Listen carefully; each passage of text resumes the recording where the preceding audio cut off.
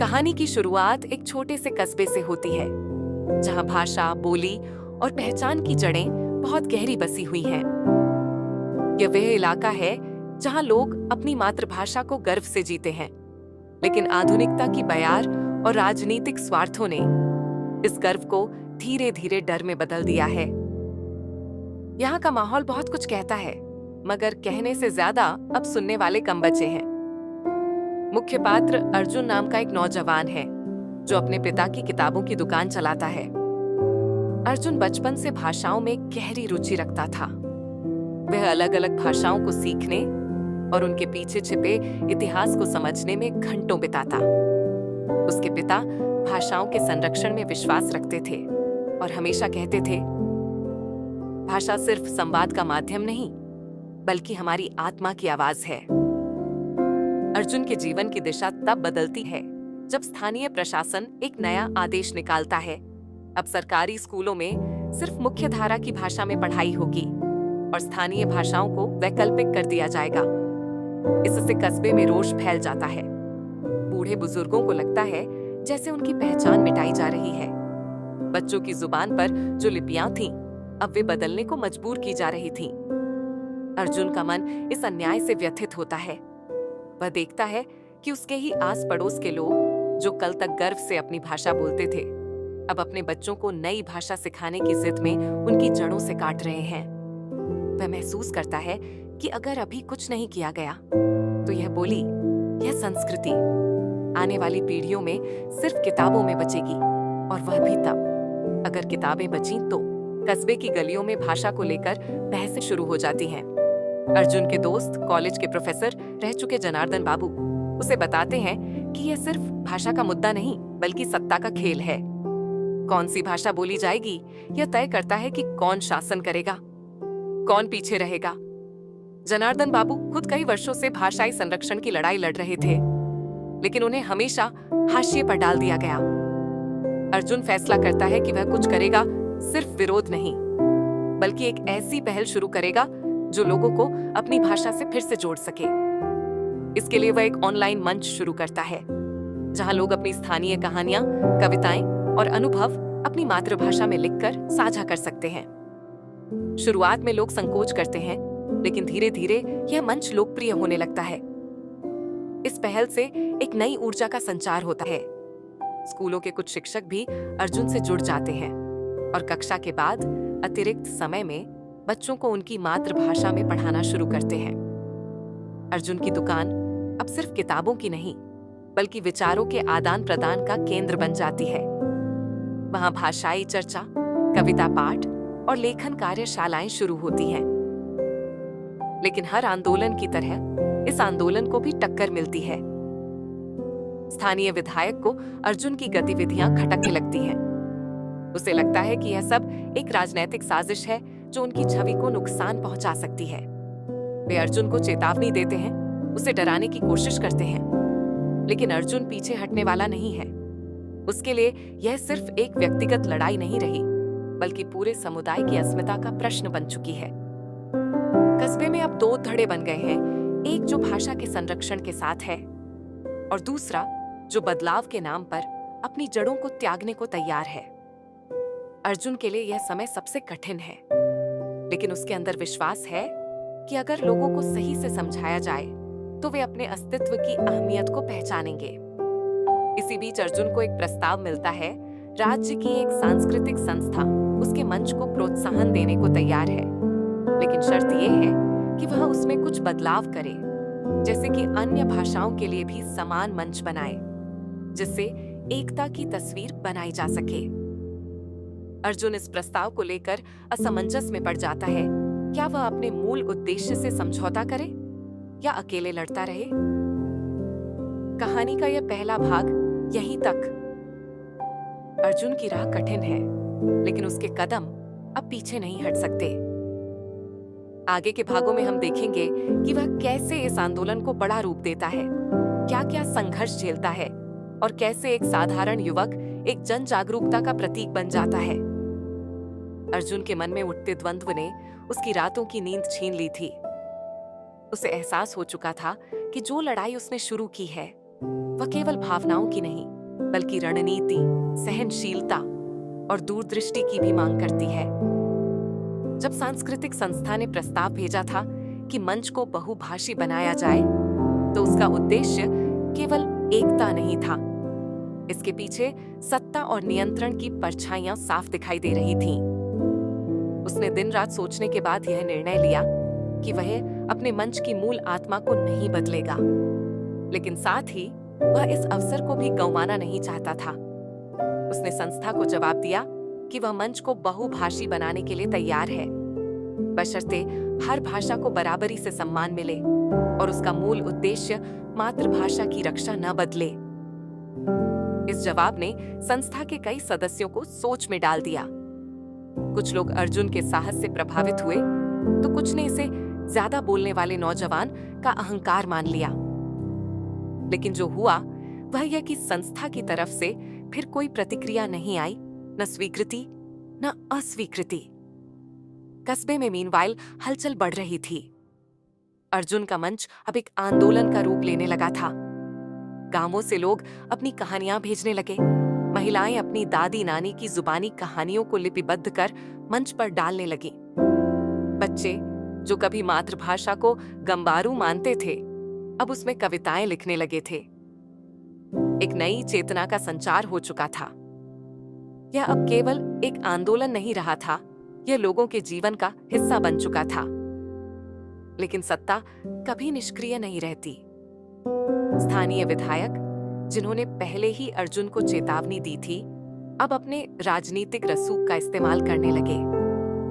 सबसे पहले अर्जुन की किताबों की दुकान पर बहाने प्रशासन का छापा पड़ा।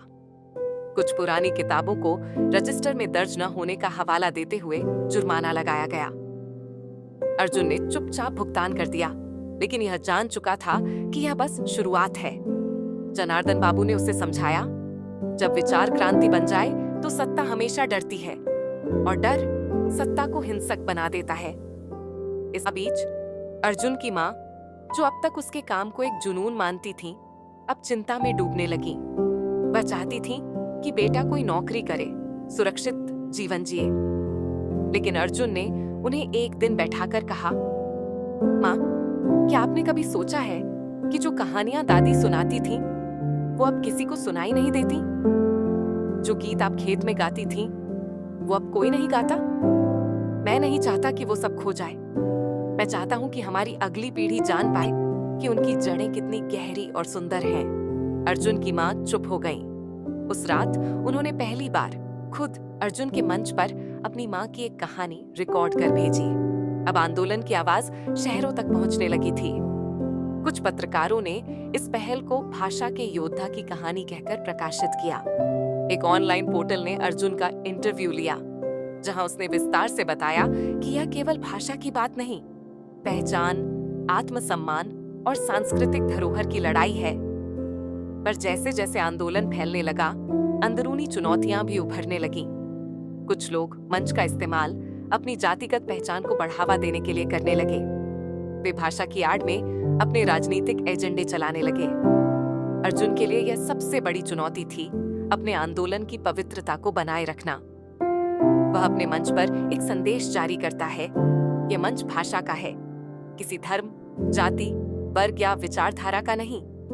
यहाँ हम अपनी जड़ों को याद करने आए हैं, दूसरों की जड़ों को काटने नहीं। इस संदेश से कुछ लोग नाराज भी हुए, लेकिन ज्यादातर लोगों ने उसका समर्थन किया। अर्जुन ने फिर एक नई योजना बनाई, भाषा संवाद शिविर। इस योजना के तहत वह आसपास के गांवों में जाकर लोगों को भाषाई संरक्षण की महत्ता समझाने लगा। बच्चों को स्थानीय कहानियां सुनाता, बुजुर्गों से लोकगीत रिकॉर्ड करता और सबको यह समझाता कि भाषा सिर्फ संवाद नहीं, जीवन का उत्सव है। इन शिविरों में उसे एक और महत्वपूर्ण सहयोगी मिला, सीमा, जो एक स्थानीय स्कूल में शिक्षिका थी। वह बच्चों को उनकी मातृभाषा में कविताएं और कहानियां सिखाने के लिए जानी जाती थी। सीमा और अर्जुन की मुलाकात धीरे धीरे एक साझेदारी में बदल गई, विचारों की, काम की और शायद धीरे धीरे दिल की भी। सीमा की एक बात अर्जुन को हमेशा प्रेरित करती, अगर एक बच्चा अपनी माँ की जुबान में सोच सकता है तो वह दुनिया के किसी भी मंच पर खड़ा होकर बोल सकता है। सीमा और अर्जुन ने मिलकर भाषा यात्रा नाम की पहल शुरू की, जिसमें वे हर सप्ताह किसी एक गांव में जाते, वहां के बच्चों के साथ उनकी बोली में संवाद करते, उनसे पूछते, तुम क्या बोलते हो, क्या सुनते हो, क्या गाते हो। इस यात्रा ने आंदोलन को गांवों की आत्मा से जोड़ दिया। अब यह केवल एक अभियान नहीं रहा, यह लोगों की स्मृति बन चुका था। लेकिन ठीक वहीं अंधेरे ने फिर दस्तक दी। एक रात अर्जुन के मंच पर एक हैकर हमला होता है। सारा डेटा मिटा दिया जाता है। हजारों कहानियां, कविताएं, अनुभव सब गायब। यह किसी तकनीकी समस्या की तरह नहीं, बल्कि एक साजिश की तरह लग रहा था। जनार्दन बाबू और सीमा उसे ढांढस बंधाते हैं, लेकिन अर्जुन की आंखें खाली लगती हैं। वर्षों की मेहनत, भावनाएं, लोगों की उम्मीदें एक रात में कोई मिटा गया था।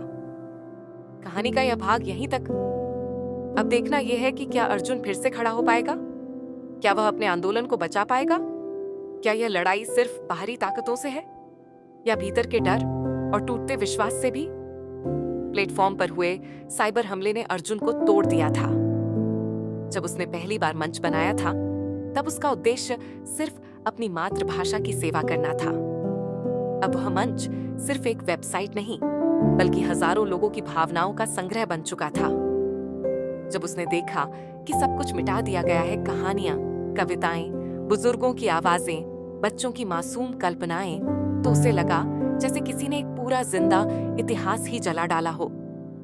लेकिन हर बार की तरह जनार्दन बाबू अर्जुन के पास आए और एक बात कही, एक सच्चा आंदोलन कभी एक वेबसाइट पर निर्भर नहीं होता। तुम्हारा संघर्ष तो अब लोगों के दिलों में बस गया है। तकनीक टूट सकती है, पर विचार कभी नहीं। अर्जुन जानता था कि हार मानने का विकल्प नहीं है, लेकिन अब वह पहले जैसा अकेला भी नहीं था।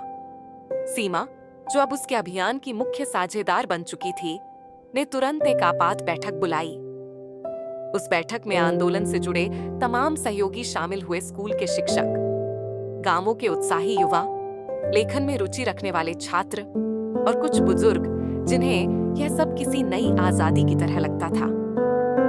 बैठक में तय हुआ कि अब मंच को तकनीकी रूप से और मजबूत बनाया जाएगा और साथ ही हर गांव में एक भाषा संग्रह केंद्र स्थापित किया जाएगा, जहां लोग अपनी स्थानीय कहानियां, गीत और परंपराएं दर्ज कर सकें।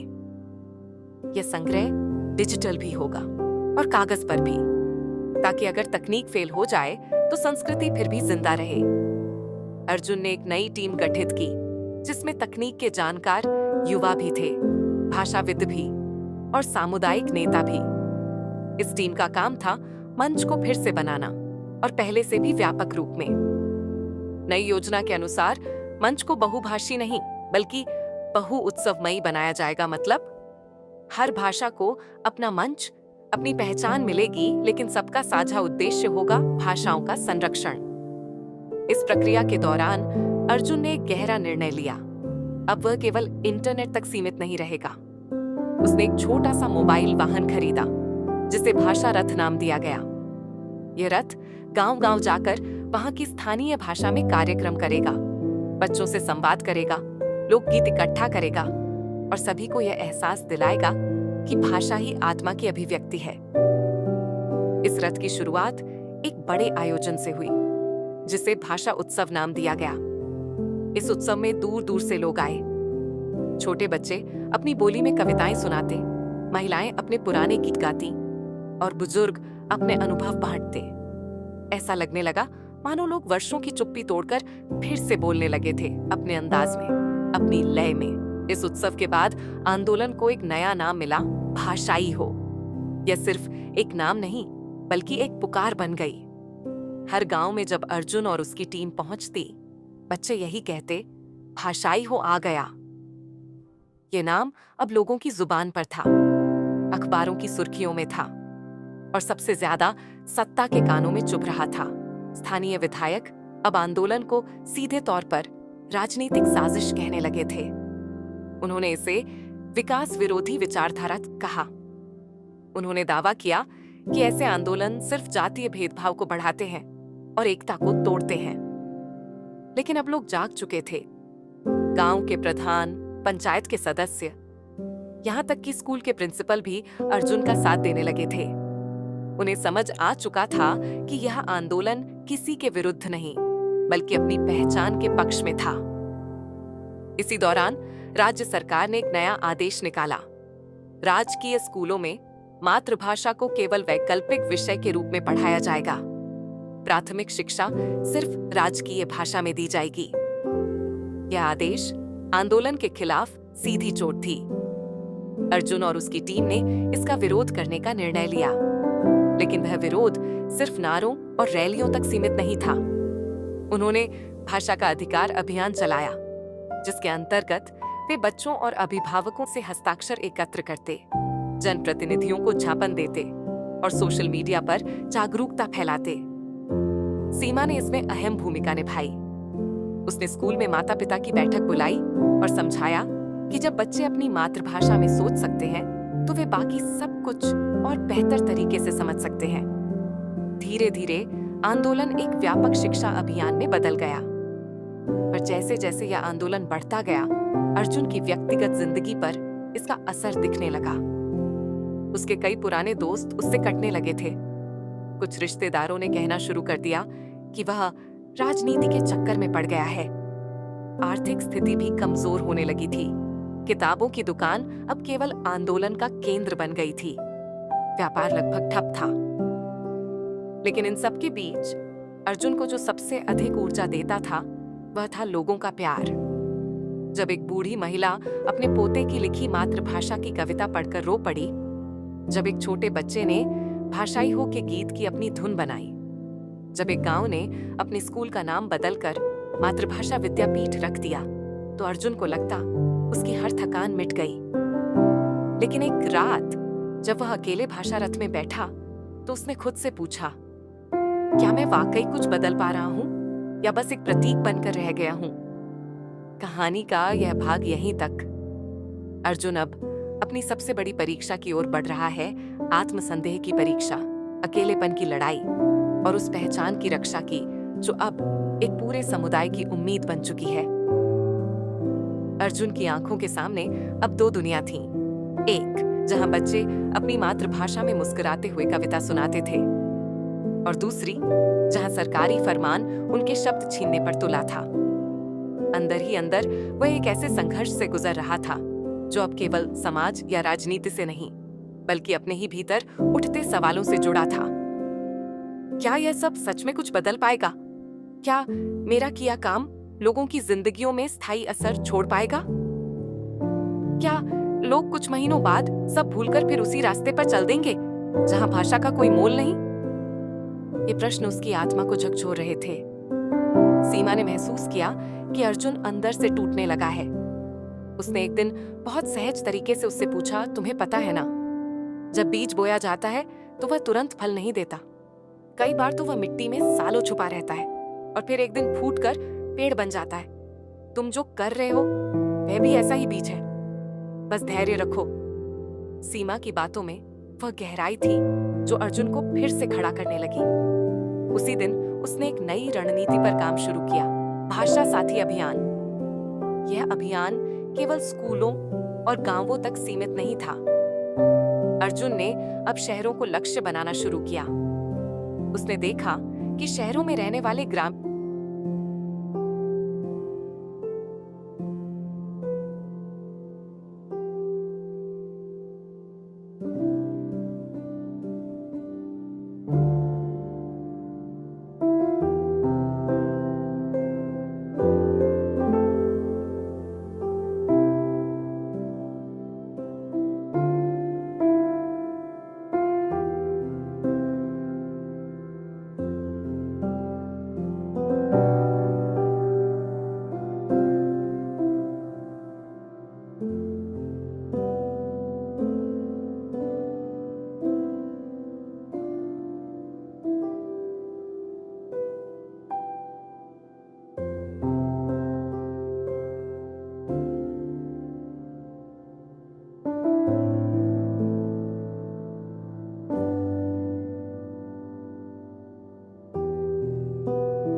ग्रामीण परिवारों के बच्चे अपनी भाषा भूलते जा रहे हैं। उन्होंने उस भाषा को शर्म का विषय मान लिया था।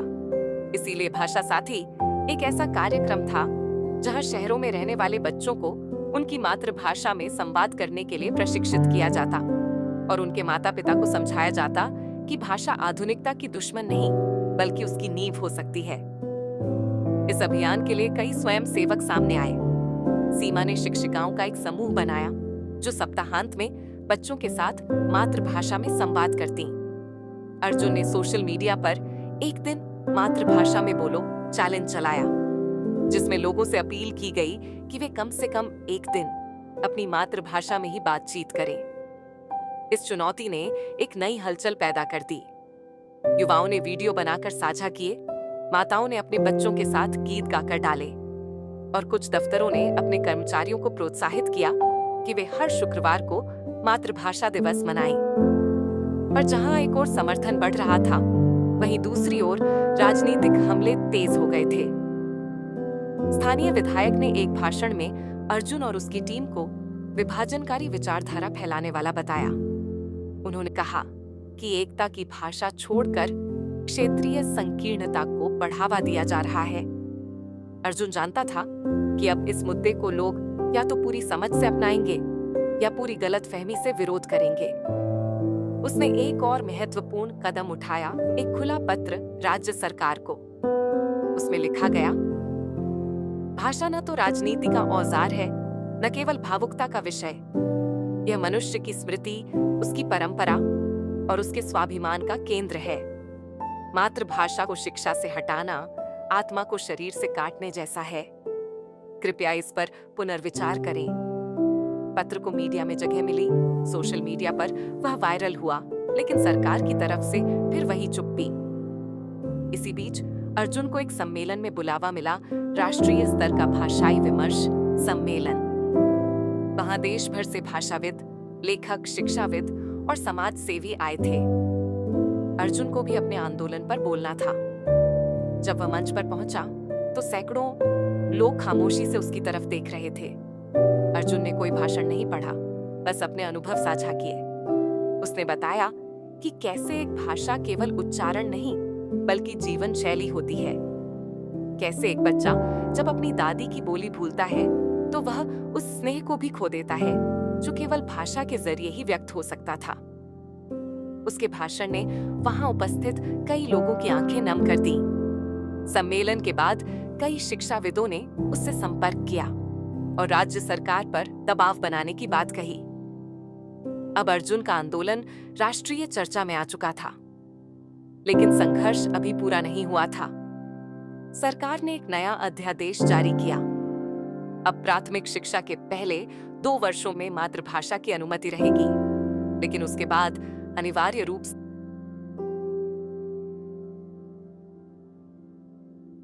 होगी। इस आदेश ने आंदोलन की जमीन हिला दी। अर्जुन की टीम 2 भागों में बांटने लगी। कुछ लोग इस बदलाव को आंशिक जीत मानकर स्वीकार करने के पक्ष में थे, जबकि अर्जुन और सीमा इसे अस्थायी झुनझुना मानते थे, जिसे सरकार ने लोगों को चुप कराने के लिए दिया है। इस मतभेद ने आंदोलन में पहली बार दरारें पैदा की। जनार्दन बाबू ने एक बैठक में कहा, क्रांति कभी सीधे सीढ़ियों से नहीं चढ़ती, वह अक्सर दीवारों को पकड़कर ऊपर जाती है, लेकिन अगर हम नीचे ही बैठ जाएं तो मंजिल कभी नहीं मिलेगी। अर्जुन ने तय किया, आंदोलन की आत्मा बचाए रखनी है, लेकिन रणनीति लचीली होनी चाहिए। उन्होंने अब आंदोलन को 3 भागों में बांटा। 1. शिक्षा विद्यालयों, कॉलेजों में मातृभाषा की उपस्थिति सुनिश्चित करना। 2. संस्कृति, लोकगीत, कहानियां, त्योहारों के जरिए भाषा को जीवित रखना। 3. नीति दबाव, सरकार पर ठोस सुधार के लिए संगठित अभियान। अब आंदोलन केवल अर्जुन का नहीं रहा था, यह अब एक व्यापक सामाजिक चेतना बन चुका था। लेकिन इस चेतना को नष्ट करने की कोशिश जारी थी। कहानी का यह भाग यहीं तक। आगे जानेंगे कि अर्जुन की टीम इन अंदरूनी मतभेदों और बाहरी दबावों के बीच अपनी चेतना को कैसे जिंदा रखती है। क्या भाषाई हो सिर्फ एक आंदोलन रहेगा या जनाभियान बनकर इतिहास लिखेगा? अर्जुन के नेतृत्व में भाषाई हो आंदोलन अब जन भावनाओं से जुड़ चुका था। वह सिर्फ एक मंच या विचार नहीं रहा था, वह एक स्वर बन गया था जो दूर दराज के गांवों से लेकर शहर के छोटे घरों तक गूंज रहा था।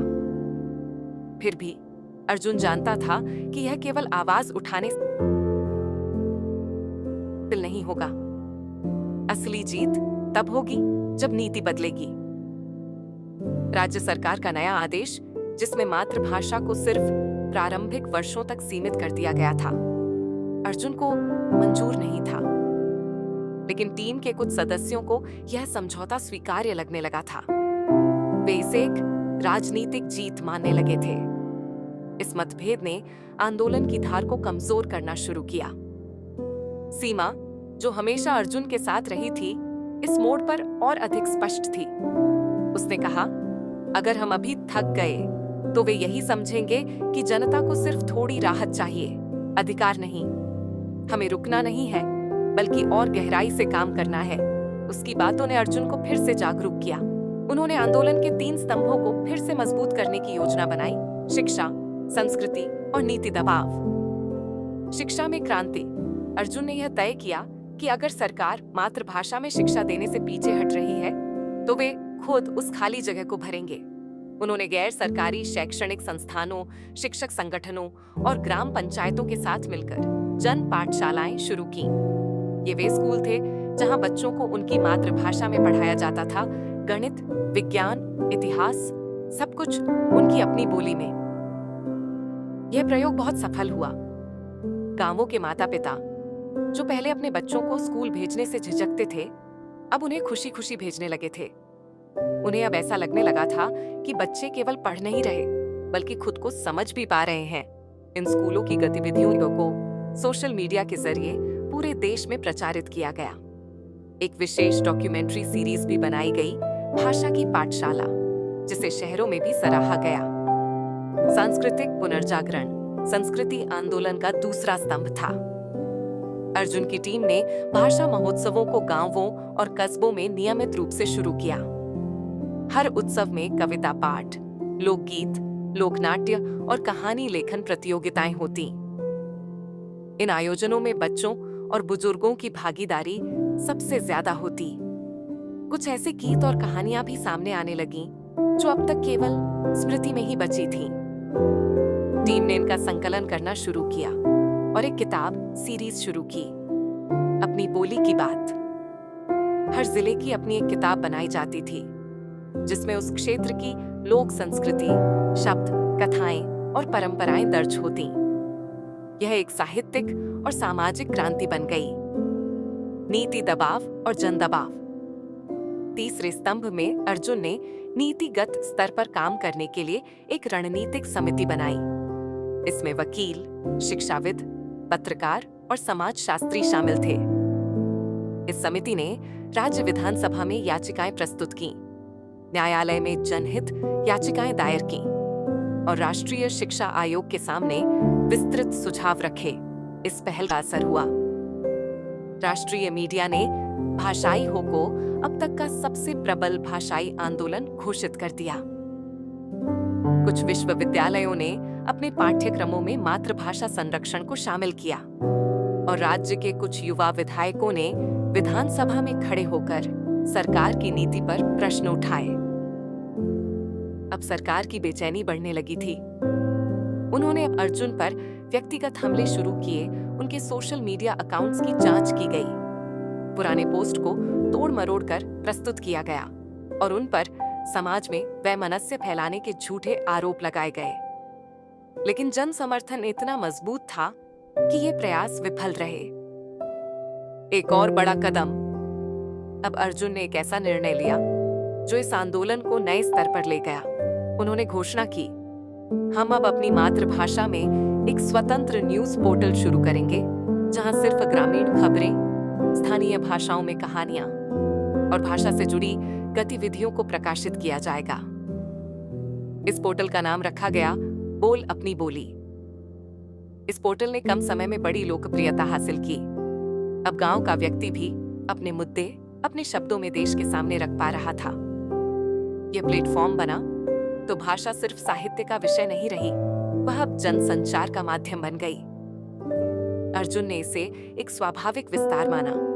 जब तक हमारी बोली अखबार में नहीं छपेगी, टीवी में नहीं बोलेगी और रेडियो में नहीं गूंजेगी, तब तक वह केवल स्मृति में रहेगी। हमें उसे संचार का हिस्सा बनाना होगा। निजी संघर्ष और आत्मबल। इस दौरान अर्जुन की निजी जिंदगी भी काफी बदल रही थी। दुकान अब पूरी तरह बंद हो गई थी, आय के स्रोत सीमित हो चुके थे और कुछ करीबी रिश्तेदारों ने भी दूरी बना ली थी। लेकिन एक चीज जस की तस रही, उसकी आत्मा की आवाज। रोज जब वह किसी गांव से एक नई कविता सुनता, जब किसी माँ की आंखें भर आती अपने बेटे की मातृभाषा में कहानी सुनकर, जब कोई बच्चा पहली बार अपनी लोक भाषा में गिनती गिनता, तो अर्जुन को लगता कि उसकी जिंदगी को दिशा मिल चुकी है। सीमा और अर्जुन का रिश्ता भी अब केवल एक आंदोलन का नहीं रहा था। उनमें एक अघोषित आत्मीयता थी जो विचारों के मेल से बनी थी। वे एक दूसरे की ऊर्जा बन चुके थे। लेकिन ठीक जब सब बेहतर दिख रहा था, एक खबर ने सब कुछ हिला दिया। सरकार ने आंदोलन के लिए काम कर रहे एक स्कूल पर अमान्य शिक्षा का आरोप लगाकर उसे बंद करने का आदेश दे दिया। साथ ही यह भी घोषणा की गई कि भविष्य में ऐसे किसी संस्थान को मान्यता नहीं दी जाएगी जो सरकारी भाषा नीति के अनुसार संचालित न हो। यह सीधा वार था अर्जुन के विचार, कार्य और भविष्य पर। आगे जानेंगे कि अर्जुन इस झटके के बाद किस दिशा में जाता है। क्या यह आंदोलन टिकेगा या भाषा की यह लौ सरकारी हवाओं में बुझ जाएगी? अर्जुन के संघर्ष की गति अब तेज हो चुकी थी, लेकिन साथ ही सरकार की सख्ती भी। जिस जन पाठशाला को लोगों ने हृदय से अपनाया था, जिस स्कूल से गांव के बच्चे पहली बार अपनी बोली में विज्ञान और इतिहास को समझ पा रहे थे, अब उसी पर अवैध शिक्षा का आरोप लगाकर बंद करने का आदेश दे दिया गया।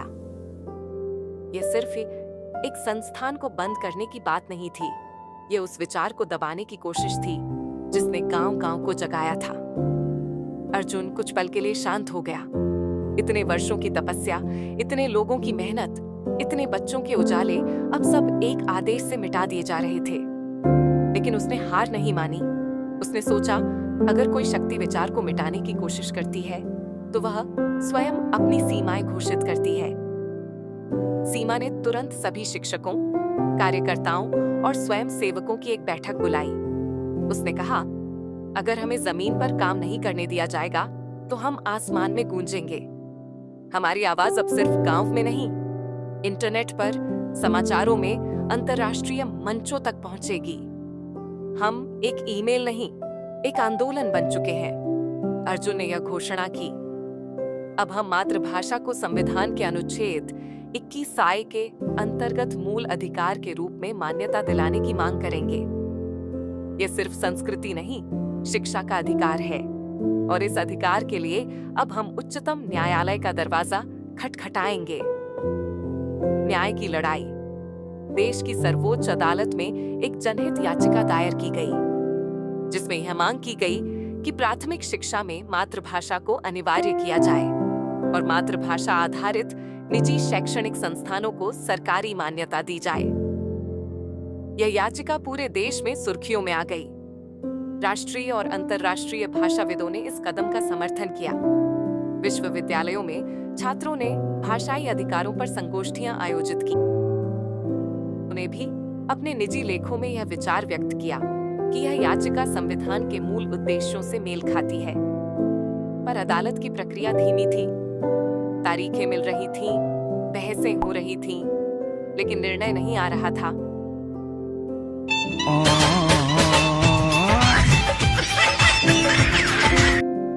इस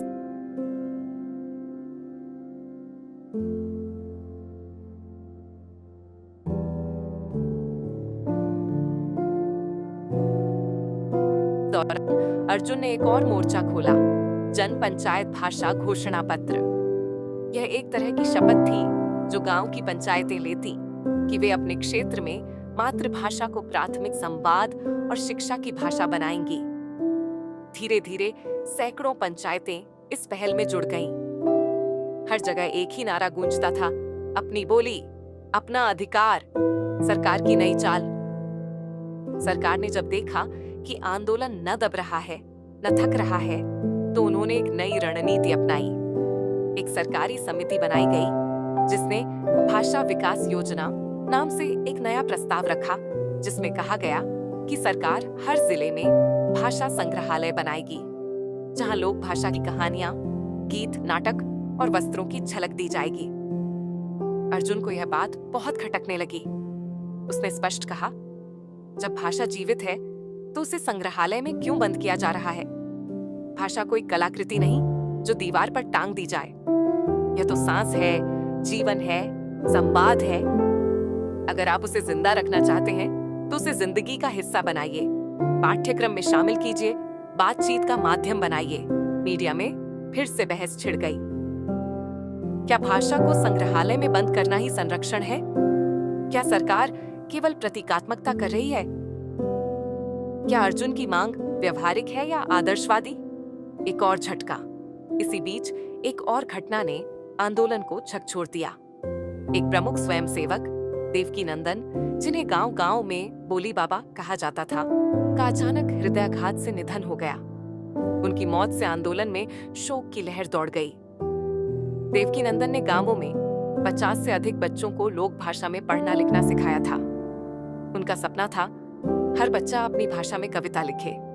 उनकी स्मृति में अर्जुन ने एक विशेष योजना शुरू की, देवकी दीक्षा केंद्र, जहां बच्चों को मातृभाषा में रचनात्मक लेखन, कविता और कहानी लिखने के लिए प्रशिक्षित किया जाता।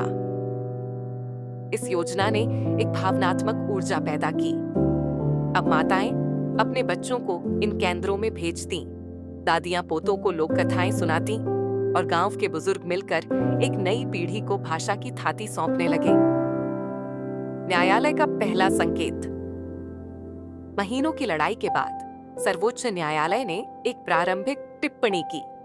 मातृभाषा में शिक्षा न केवल बच्चों के अधिकार से जुड़ी है, बल्कि यह भारत के विविधतापूर्ण समाज की आत्मा का प्रश्न है।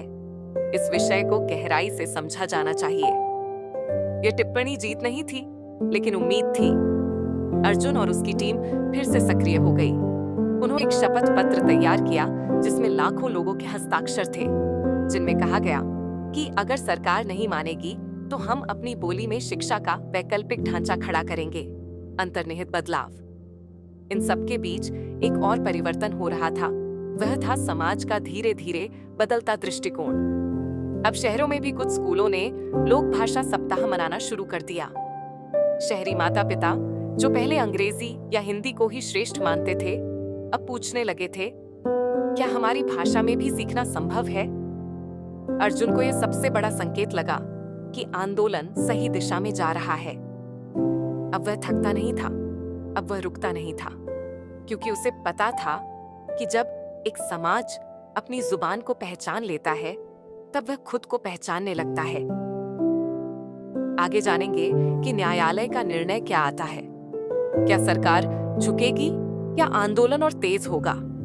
और क्या अर्जुन को वह भारत मिलेगा जहां हर बच्चा अपनी मां की बोली में पहला शब्द लिख सकेगा? सुप्रीम कोर्ट की टिप्पणी ने पूरे आंदोलन में नई ऊर्जा का संचार किया।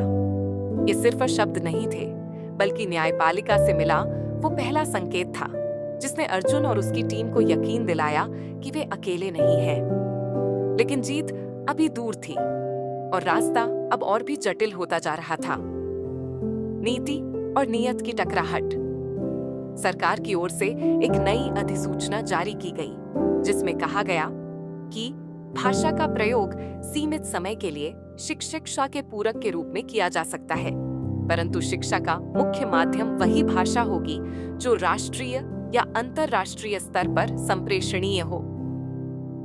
इस बयान ने आग में घी का काम किया।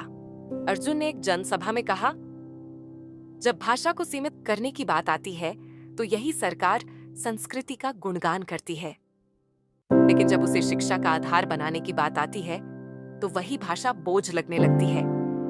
ये नियत की बात है, नीति की नहीं। अब यह आंदोलन दो स्तरों पर चल रहा था, एक न्यायिक और एक जनजागरण का। भाषा संसद। अर्जुन ने अगला बड़ा आयोजन किया, भाषा संसद। इसमें पूरे भारत के अलग अलग राज्यों से क्षेत्रीय भाषाओं के प्रतिनिधि बुलाए गए असमिया, कोंकणी, मैथिली, बोडो, संथाली, तेलुगु, कन्नड़, मराठी, गुजराती, राजस्थानी, भोजपुरी और तमाम लोक बोलियों के विद्वान, शिक्षक, सामाजिक कार्यकर्ता। 3 दिन तक चले इस सम्मेलन में एक साझा संकल्प पारित किया गया। भारत की हर भाषा जीवित है जब तक वो घर और स्कूल में बोली जाती है। मातृभाषा में शिक्षा केवल विकल्प नहीं, अनिवार्यता है। अगर भारत विविधता में एकता का सपना देखता है तो उसे अपनी हर भाषा को समान अवसर देना होगा। यह संकल्प पूरे देश में वायरल हुआ। सोशल मीडिया पर लाखों लोगों ने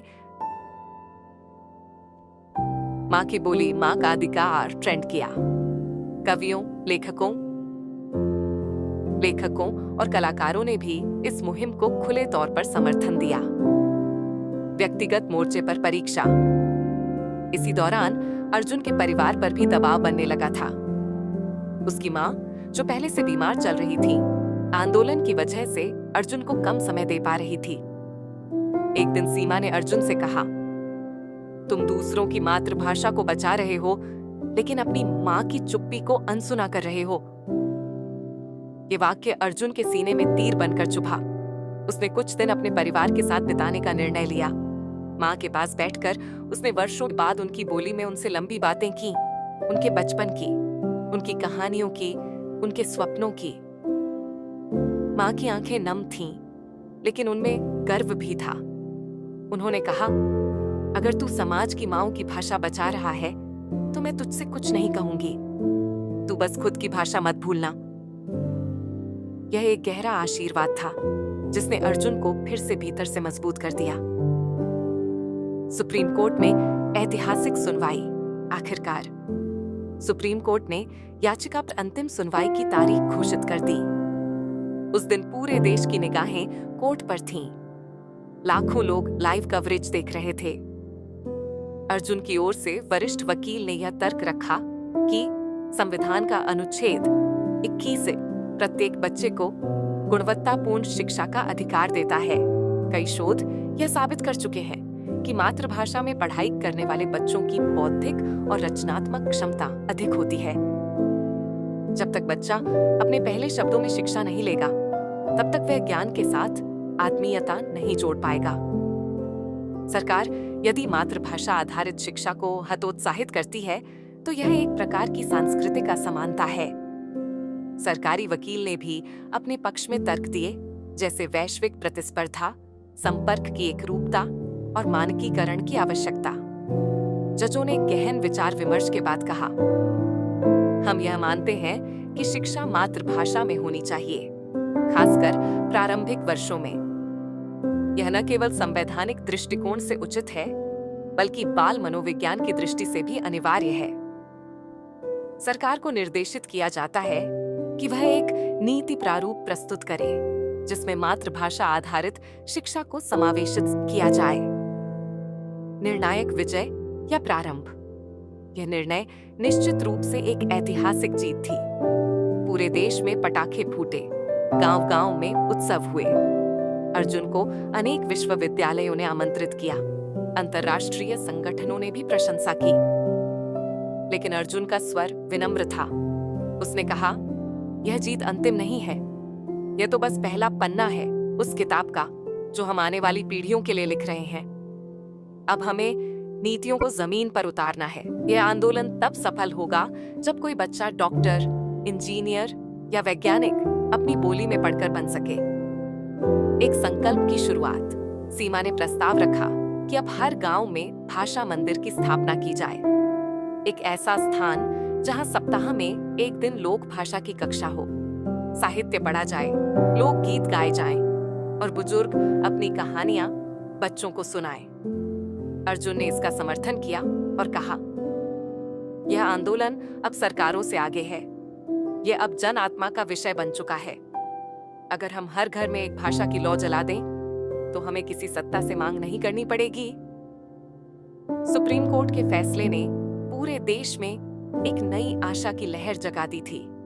लेकिन अर्जुन को यह अच्छे से मालूम था कि फैसले से ज्यादा जरूरी है उसका क्रियान्वयन। सरकारों के पास फैसलों को टालने, कमजोर करने और सिर्फ कागजी तौर पर लागू करने की कई तरकीबें होती हैं। और यही चुनौती अब अर्जुन के सामने थी, जमीनी बदलाव। भाषा मंदिर आंदोलन का नया स्वरूप। फैसले के अगले ही सप्ताह अर्जुन और सीमा ने भाषा मंदिर परियोजना की औपचारिक शुरुआत की। यह किसी पूजा स्थल जैसा नहीं, बल्कि सामुदायिक केंद्र था, जहां लोग अपनी मातृभाषा में संवाद, लेखन, गायन और अध्ययन करते। हर गांव में एक दीवार पर लिखा जाता, इस मंदिर में पूजा नहीं, बोली की सेवा होती है। पहले महीने में ही 150 से अधिक गांवों में ये भाषा मंदिर स्थापित हो गए। स्थानीय शिक्षक, रिटायर्ड बुजुर्ग, लोक कथाकार और युवा मिलकर यहाँ बच्चों को उनकी भाषा में सिखाने लगे। पढ़ना लिखना, लोक साहित्य, क्षेत्रीय विज्ञान की कहानियां, मौखिक गणित। यह आंदोलन अब शिक्षा से आगे संस्कृति और पहचान का रूप ले रहा था। विरोध की नई लहर, लेकिन जब कोई चीज तेजी से फैलती है तो उसका विरोध भी उतना ही तेज होता है। कुछ निजी स्कूलों की लॉबी, जिनका व्यापार अंग्रेजी माध्यम के नाम पर चलता था, उन्होंने इसे गैर व्यावसायिक और सामाजिक भ्रम कहकर प्रचारित करना शुरू कर दिया। कुछ चैनलों ने यह तर्क देने की कोशिश की कि मातृभाषा में शिक्षा बच्चों को दुनिया से काट देगी। इसके उत्तर में अर्जुन ने शांति से कहा, जो जड़ से कटा है वह कहीं नहीं पहुंचता। जो अपनी मिट्टी से जुड़ा है वही हर मौसम में खड़ा रह सकता है। भाषा कोई दीवार नहीं, वह तो पुल है पहचान से दुनिया तक। अर्जुन ने कुछ अंग्रेजी स्कूलों के बच्चों के लिए बोली संगोष्ठी आयोजित की, जहां हिंदी, बांग्ला, मराठी, भोजपुरी, तेलुगु जैसे भाषाओं के लोकगीत, कहानियां, नाटक बच्चों ने एक दूसरे को सुनाए। परिणाम चौंकाने वाला था। बच्चों ने इन भाषाओं में गहरी रुचि दिखाई और माँ बाप ने भी पहली बार माना कि सिर्फ अंग्रेजी ही भविष्य नहीं है। शिक्षा मंत्रालय का प्रस्ताव। अब सरकार पर भी दबाव बनने लगा था। शिक्षा मंत्रालय ने एक प्रारंभिक नीति पत्र जारी किया। प्राथमिक शिक्षा में मातृभाषा को अनिवार्य रूप से शामिल किया जाएगा। साथ ही द्वितीय भाषा के रूप में क्षेत्रीय भाषा या हिंदी और तृतीय भाषा के रूप में अंग्रेजी को रखा जाएगा। यह त्रिभाषा फार्मूला का नया रूप था, जिसे अर्जुन ने भाषा समागम कहा। लेकिन अर्जुन ने सावधानी बरती। उसने स्पष्ट किया कि मातृभाषा केवल एक विषय नहीं, बल्कि शिक्षण का माध्यम होनी चाहिए। यह विकल्प नहीं, अधिकार होना चाहिए। और सबसे अहम, इसमें लोक भाषाओं को भी उतना ही स्थान मिले जितना आधिकारिक भाषाओं को मिलता है। विश्वविद्यालयों में असर। इस आंदोलन की गूंज अब विश्वविद्यालयों में भी सुनाई देने लगी। कई उच्च शिक्षण संस्थानों ने अपने कोर्सेस में मातृभाषा को विकल्प के रूप में शामिल किया। कुछ संस्थानों ने भाषा नीति पर शोध प्रकल्प भी शुरू किए। एक युवा शोधकर्ता प्रणति ने अपनी पीएचडी के लिए विषय चुना, भाषा मंदिरों का सामाजिक पुनरुत्थान में योगदान। प्रणति ने कई गांवों का दौरा किया, भाषा मंदिरों में समय बिताया, बच्चों से बात की और पाया कि जहां बच्चे पहले पढ़ाई से डरते थे, अब वे वहां कहानी कहने और सुनने के लिए उत्सुक रहते हैं। उसकी रिपोर्ट ने एक बात को रेखांकित किया, जहां मातृभाषा में शिक्षा दी जाती है, वहां शिक्षा बोझ नहीं, उत्सव बन जाती है। अर्जुन की व्यक्तिगत चुनौती। इस बीच अर्जुन के जीवन में एक और परिवर्तन आया। उसके पिता, जो सालों पहले शहर चले गए थे और कभी आंदोलन का हिस्सा नहीं बने, अब अचानक लौट आए। वे बीमार थे, लेकिन उनका मन भाषा मंदिर की गतिविधियों से भर गया था। उन्होंने अर्जुन से कहा, तू अब देश का बेटा बन गया है, पर मुझे गर्व है कि तू अपनी भाषा से कभी पराया नहीं हुआ। पिता के अंतिम दिनों में अर्जुन ने उनके साथ अपनी मातृभाषा में बातें की, बचपन की, रिश्तों की, यादों की। यह व्यक्तिगत स्तर पर अर्जुन के आंदोलन की सबसे बड़ी विजय थी, संवाद की पुनः स्थापना। राष्ट्रीय बोली महोत्सव। अब समय आ गया था पूरे देश में इस चेतना को उत्सव का रूप देने का। अर्जुन और सीमा ने एक प्रस्ताव रखा, राष्ट्रीय बोली महोत्सव। एक ऐसा आयोजन जहां हर राज्य की लोक भाषा को मंच मिले, उनके गायक, कवि, नाटककार, शिक्षक और बच्चे एक मंच पर एकत्र हों। यह महोत्सव दिल्ली में आयोजित हुआ और उसमें राष्ट्रपति ने स्वयं उद्घाटन किया। हर भाषा का प्रतिनिधि मंच पर अपनी बोली में कुछ पंक्तियां कहता और पूरा सभागार तालियों से गूंज उठता। अर्जुन ने अपने भाषण का अंत किया। अगर हम बच्चों को उनकी मातृभाषा में पढ़ा नहीं सकते, तो हम उन्हें अधूरा इंसान बना देते हैं। ये आंदोलन किसी एक भाषा का नहीं, यह हर माँ के गर्भ की आवाज का आंदोलन है। राष्ट्रीय बोली महोत्सव की गूंज अब केवल एक सांस्कृतिक आयोजन नहीं रह गई थी, यह एक राष्ट्रव्यापी चेतना में बदल चुकी थी। देश के कोने कोने में यह महसूस किया जाने लगा कि यह केवल भाषा का सवाल नहीं है, यह गर्व, पहचान और समान अवसर का सवाल है। नीति का बदलता चेहरा। राष्ट्रीय स्तर पर जो ऊर्जा बनी थी, उसने नीति निर्माताओं को हरकत में ला दिया। शिक्षा मंत्रालय ने सभी राज्यों को निर्देश जारी किए कि वे अपनी प्राथमिक शिक्षा प्रणाली का पुनर्मूल्यांकन करें और मातृभाषा आधारित शिक्षण को अनिवार्य रूप से लागू करें। हर राज्य को अपने अपने क्षेत्रीय और लोक भाषाओं में प्रारंभिक शिक्षा के लिए पाठ्यक्रम तैयार करने को कहा गया। अब ये आंदोलन सिर्फ हिंदी या किसी एक बोली तक सीमित नहीं रहा, यह तमिल, कन्नड़, मराठी, बोडो, मैथिली, ओडिया, कश्मीरी और अन्य सैकड़ों बोलियों तक फैल गया। अर्जुन के लिए ये एक ऐतिहासिक मोड़ था, लेकिन उसने इस जश्न को स्थायी न मानते हुए अपने साथियों से कहा, जब तक इन योजनाओं की स्याही किताबों में नहीं उतरती और किताबें बच्चों के हाथों में नहीं पहुंचती, तब तक जीत अधूरी है। शिक्षा संस्थानों की भूमिका।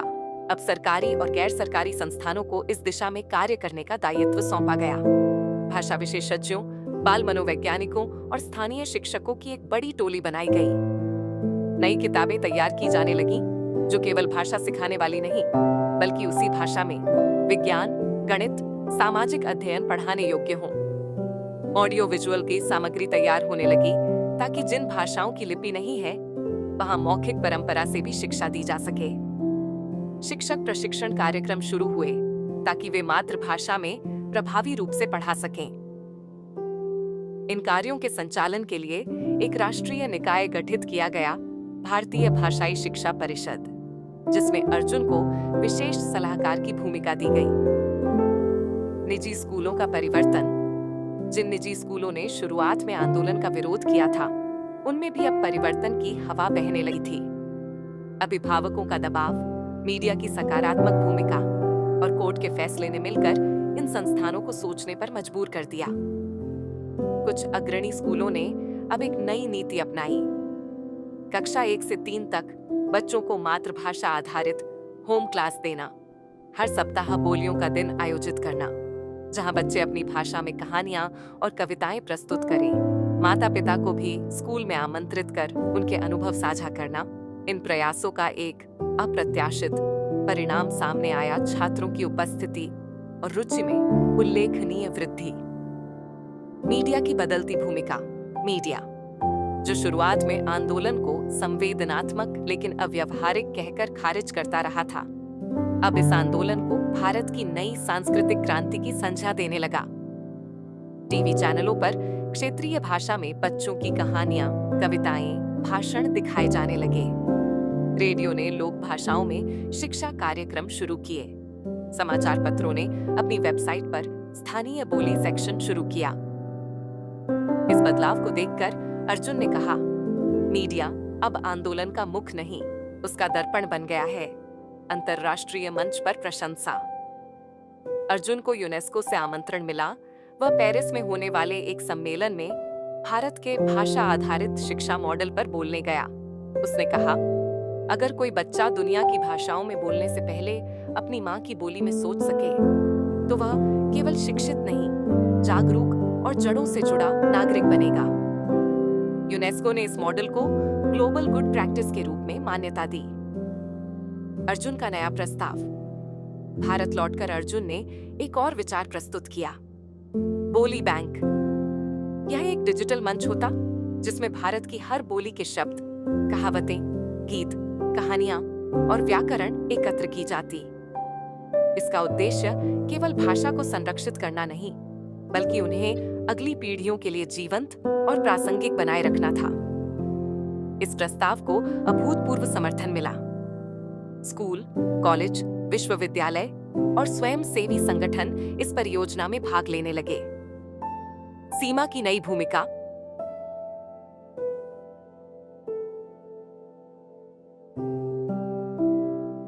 गोष्ठियां भी शुरू। हर